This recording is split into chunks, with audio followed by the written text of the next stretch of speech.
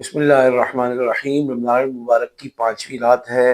میں آپ معاشی پریشانیوں، دقتوں، تکلیفوں کا شکار ہیں۔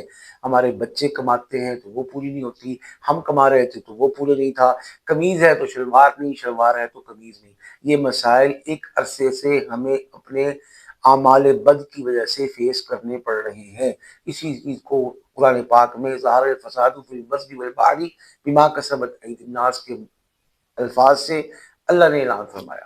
اور ومن اعرض عن ذکری فإن له معیشۃ ضنکا، جو اللہ سے منہ موڑ لیتا ہے اللہ اس کی معیشت، اس کا روزگار، اس کا فائنینشیل سسٹم ڈسٹرب کر دیتا ہے۔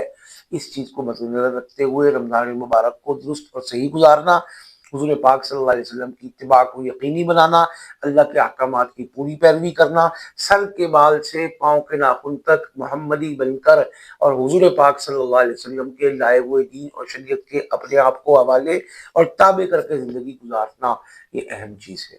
اس کے ساتھ میں جو کما رہا ہوں پورا پڑ جائے، میں نے جو قرض لیا ہے وہ ادا ہو جائے، میں جو اپنے مستقبل کے سہانے خواب بنے بیٹھا ہوں، کاروبار کو بڑھانے کی شکل میں، دکان خریدنے کی شکل میں، مکان ذاتی بنانے کی شکل میں، گاڑی کو اپ گریڈ کرنے کی شکل میں، اسی طرح فیکٹری کو بہتر بنانے کی شکل میں، جو بھی چاہ رہا ہوں انشاءاللہ اللہ تعالیٰ اس سب میں کامیابی اور برکت عطا فرما دے۔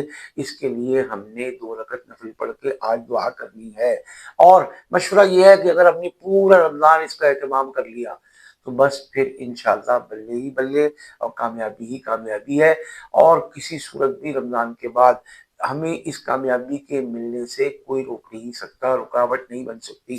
پڑھنا کیا ہے؟ اول آخر ایک مرتبہ درود پاک اور 100 مرتبہ اس دعا کو پڑھیں، یعنی ایک تسبیح، اللہم انک عفو تحب العفو فاعف عنی۔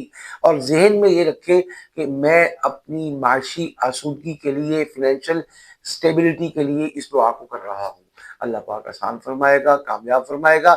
اب آپ فری لانسر ہیں، آپ آن لائن بزنس کرتے ہیں، آپ فزیکل بزنس کرتے ہیں، آپ چل کے جاتے ہیں یا لوگ آپ کے پاس چل کے آتے ہیں، اس سے کوئی فرق نہیں۔